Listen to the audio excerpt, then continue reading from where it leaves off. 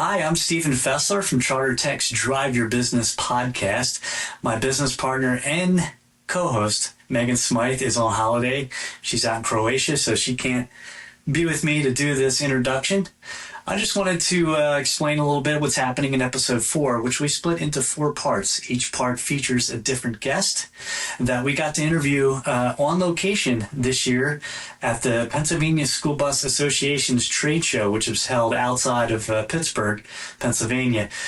Here on part 1 of episode 4, we got to talk with Matt J. from R.C. Kelly Law Associates. Some of the things that he covered was the reclassification of marijuana, some of the new overtime rules that went into place starting July 1st of 2024, and a lot of the many other services that R.C. Kelly Law provides. So I hope you enjoy this next episode.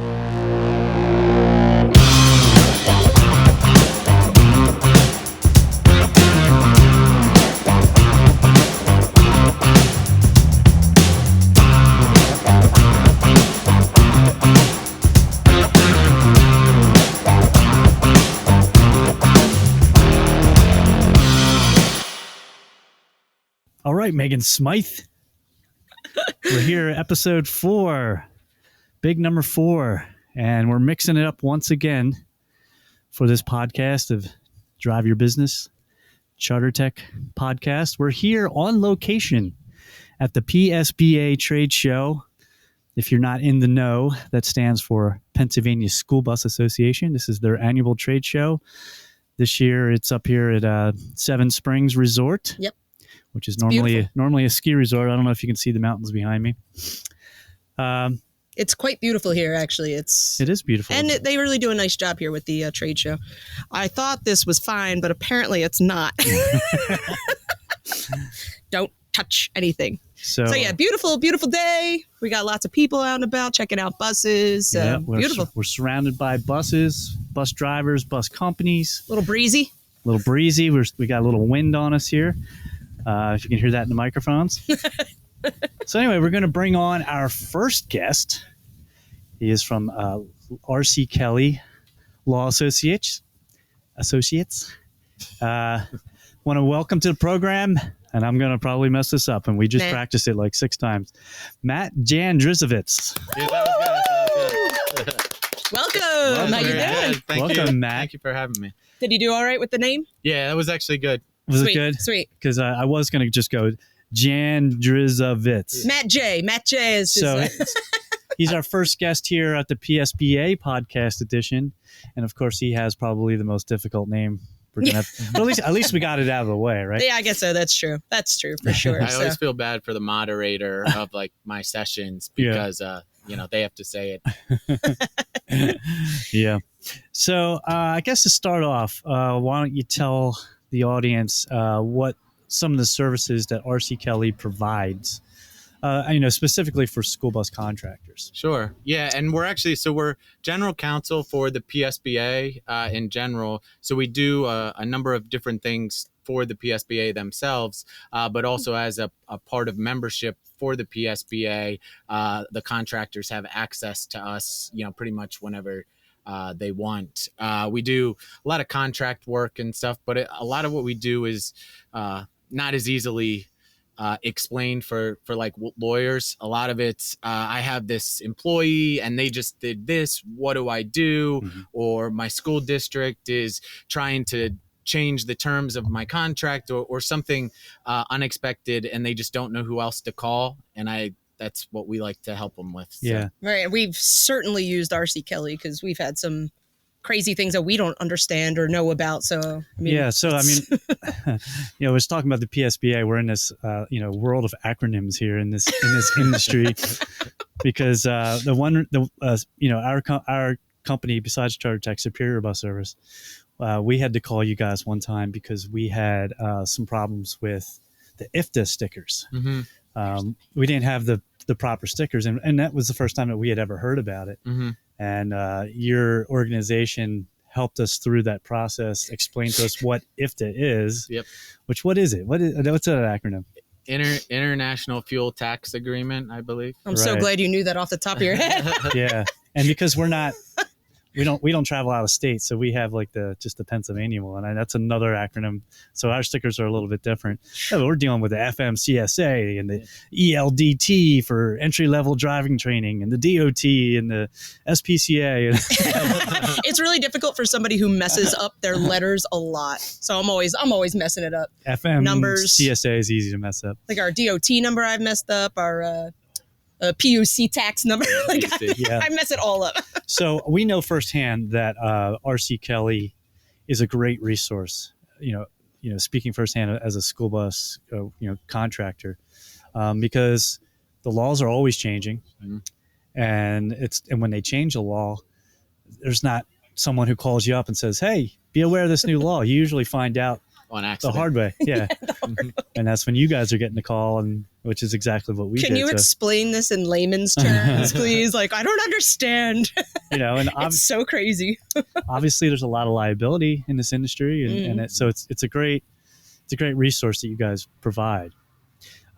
So it's, sometimes it's just like, we got to call those guys. We need help. Yeah, for sure. So, and you and Brian did a session this morning. How did that go? What was it about? It went well, actually. It was HR related. It was actually called Untangling the Knots, meaning knots as in this is what you shouldn't do. And we went through some of the laws that people have to be aware of when they're making employment decisions. But we really then gave a couple of scenarios that were controversial, but also related to things that we've actually seen in the everyday operations of a school bus contractor. And we just kind of turned it over to the audience and said, what would you do? And then in some instances where they were like, I'd like to fire that person. We're like, yeah, but did you think about this law? Right. Did you think about that law? Right. Yeah. But we had really good participation, actually. That's good. Once again, another service you guys provide. HR, man. It is very confusing, all the HR laws. Yeah. I'm always trying to figure those things out, too. It's like, I have no idea. I'll figure it out. I'll Google. It's amazing. So we understand that there might be some new overtime rules being taken in place. I have a note here for July 1st. What can you tell us about that? Yeah, absolutely. So the DOT introduced, FLSA. Another one. Yeah, it's hard to keep them all straight. They introduced they proposed a new law or a new rule, which would actually change the requirements for overtime. So let me start at the beginning. So right now for overtime, you're exempt from overtime, meaning you don't have to pay it if you meet 3 tests. The first one is that you're paid a salary. So that's kind of like a flat amount that doesn't go up or down. The second thing is that you have certain duties. They have to be executive, professional, or administrative duties. And then the third one is it's a salary level test. So if you make above a certain amount, then if you make below a certain amount, then you're automatically going to be eligible for overtime despite the other tests. So right now that number is roughly about $35,000. And the new proposal would increase that to $43,000 on July 1st. And then it would actually increase it even further to about $58,000 on January 1st of 2025.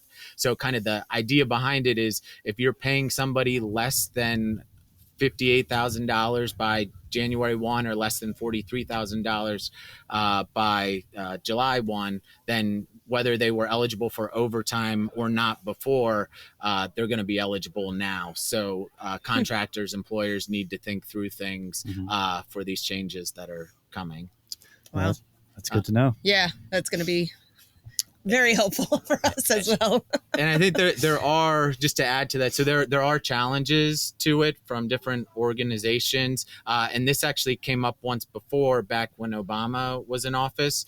So now this is kind of happening again. And there's a challenge from groups in Texas right now. And I think there was actually a hearing today to kind of decide, are they going to move forward with it or not? So I haven't heard any kind of results on that. So as of right now, just a few days away on July 1st, there's going to be changes that go into place. Wow. And you guys will make some, I'm sure, helpful announcements about all those things to keep us in the loop as well. Yeah. And we do a legal focus article. We call it, that's a legal focus articles, just informational articles. They go out in the Pennsylvania School Bus Association newsletter.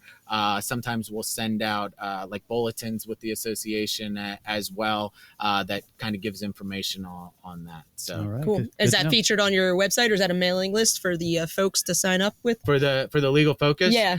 So we have information for it online in general. I would say the best way to get access to it is as a PSBA member, or if you read or hear of something or have questions on this, I'd say even give us a call, send me an email, and we can get you a copy of that so you can take a look. But kind of explains a lot of the things that I just talked about for the overtime. That's cool. Good. That's some good information for sure. Yeah. We'll be calling you about that. Well, enough about all that. I think we should talk about drugs. What do you say? Or lack thereof. I don't know. What do you say, Matt? Yeah.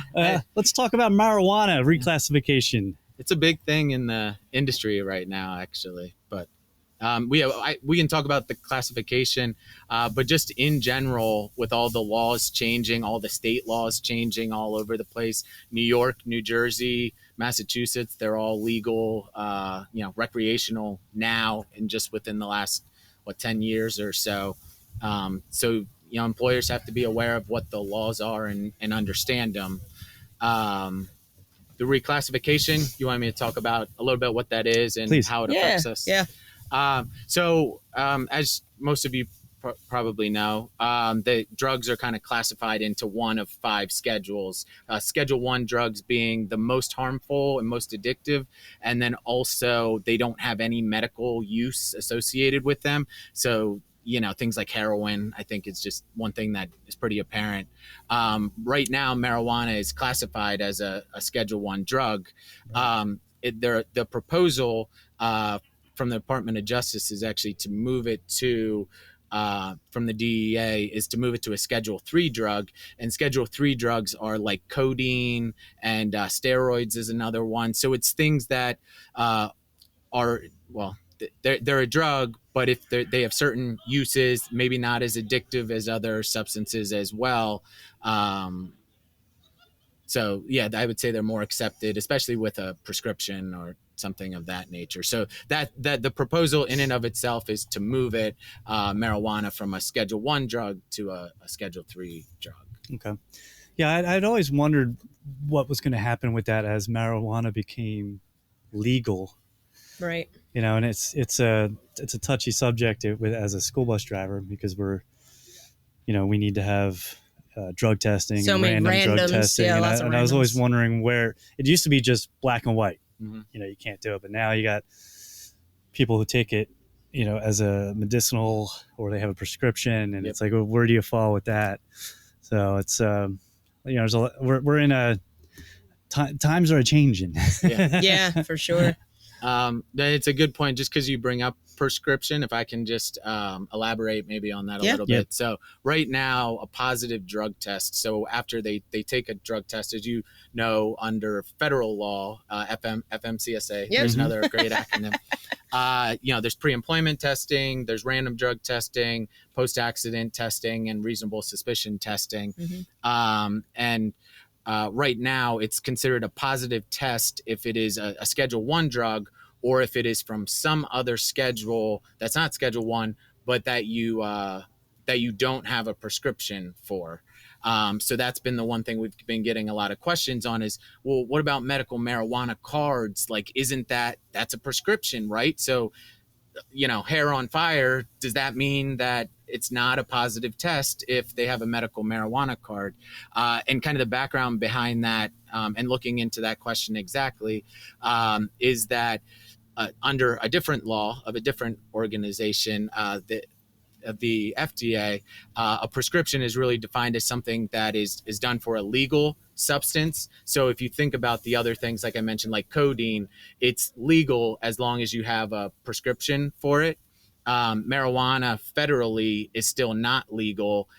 So technically a doctor cannot actually write a prescription for it. Okay. And I think the other thing to consider is when you get a prescription, typically they say, here, take this milligrams, take it this many times per day. And if you think about medical marijuana cards, that's not really something that doctors do. They say, hey, this might help with whatever illness or injury that you're dealing with, but they don't kind of prescribe it directly in the same way. So it's that's my thought, is that it is not really going to change anything for the school bus industry under the federal law, because you can't write a prescription, so it's still going to be a positive test. Okay. The devil's in the details. Yeah. Or reclassification, but it's still going to be. Yeah. Well, that's some interesting. Did we mention what the FMCSA is? Federal Motor Carriers Safety Administration. See, I get that far and I'm like, administrators of safetyness. I don't know. It really is. There's so many acronyms. I just can't do it. All right, Matt. Well, this has all been very useful. I am just so impressed that you can store all that information in your head and just be able to let people know on demand. And that's what we're doing every day. I think we're talking about reaching out. I would say probably 80+% of our clients are school bus contractors. Really? So it's kind of our niche and something that I feel like we have more experience on than a lot of other people do. Yeah. So, there are other things, that are more outside of our wheelhouse, but especially school bus and the employment laws and things like that. That's really kind of what we're doing every single day. Cool. And where are you guys located? We're actually in Lansdale, Pennsylvania, but we work with people, throughout Pennsylvania. Ever since COVID, it's pretty easy to do Zoom calls and things like that and get everybody the information that they need. Yeah. That's pretty cool. All right, Matt. Well, thanks for all that information. Yeah. Thanks for being our first guest here on our podcast at the PSBA On Location. On Location. Our first time ever doing On Location. Our second time having a guest on. So exciting stuff here. Yeah. So thanks, Matt. Thanks, RC Kelly, for loaning Matt to us. Yes. And thank you for having me. Yeah. Appreciate it. Yeah. Right, happy to have you. All right, everybody. Thank you, Matt. Yeah.